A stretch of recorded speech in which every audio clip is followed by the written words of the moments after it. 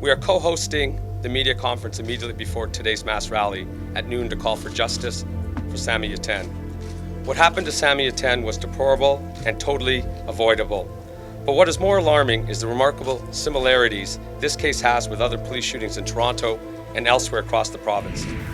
We organized a conference from which this report came about called Saving Lives, Alternatives to the Lethal Use of Force by Police. We hope that this press conference and the subsequent rally will be an opportunity to translate our energies towards meaningful solutions for the good of the community, the good of the city, and the betterment of policing in this diverse city. Sammy Yatim's death was preventable. All our loved ones' deaths are preventable. As has been said before, there's been many reports that have come out about change and how many coroner's inquests do we have to go through and how many recommendations do we have to have come out of these coroner's inquests for the police to listen. The police system had failed us again.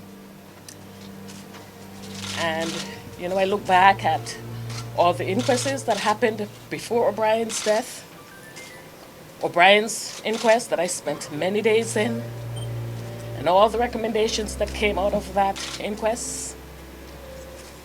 And again, nothing was done, and the justice system that we believe in, that they've asked us to believe in, has failed us again. I don't think that such a violent killing of somebody one loves can ever be got over. And so I don't think I will ever get over that, and I don't think my daughters will ever get over that. In trying to create change, I think we have to look at what's already been done. We have studies and reports gathering dust in places all over this country. We've paid probably millions of tax dollars to have those things done. All the recommendations that need to be put in place to safeguard the life of Canadian citizens are sitting in print for anybody who's interested to implement those things.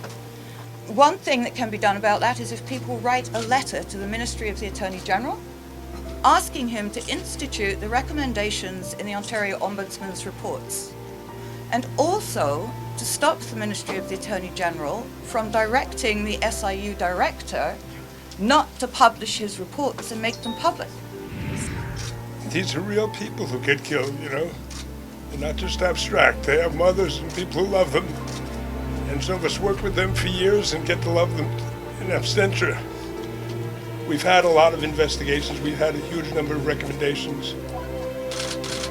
The recommendations don't get followed on the street. And now we all saw in Sammy Yatim's case by video what they do. A number of officers standing around with guns yelling at him. None of them tries to make any approach to him. Why doesn't it happen? Because the police are not policed.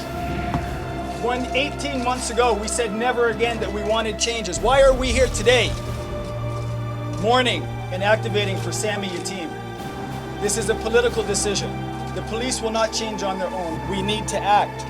We do need to write letters. We do need to stand up, and today we do need to march. We want justice!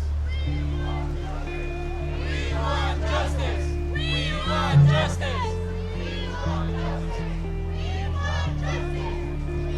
I'm here because I'm concerned about police violence in Toronto. There's a long history of police violence in Toronto and police protecting certain types of crime and at the same time punishing people for being mentally ill or just for being people of color. We want justice for Sammy and what happened. We want this to never happen again. We want them to be able to use negotiations and not just resort to violence. I'm here today to see what Blair's gonna say, right? And hopefully he's gonna do something rational and actually condemn and investigate what really happened. The people at the grassroots, the families, the communities that are so deeply affected and torn apart for years of their lives by police killings that are unaccountable need to get together and unify their voice, because we do have a basis of unity across all political stripes, which is that we need to end police impunity and make sure that those who carry guns are held to account so that we don't keep burying our loved ones. We represent workers from across the province, 1 million of them, whose families live in Ontario, and they deserve public safety, and they deserve to make sure when their children leave home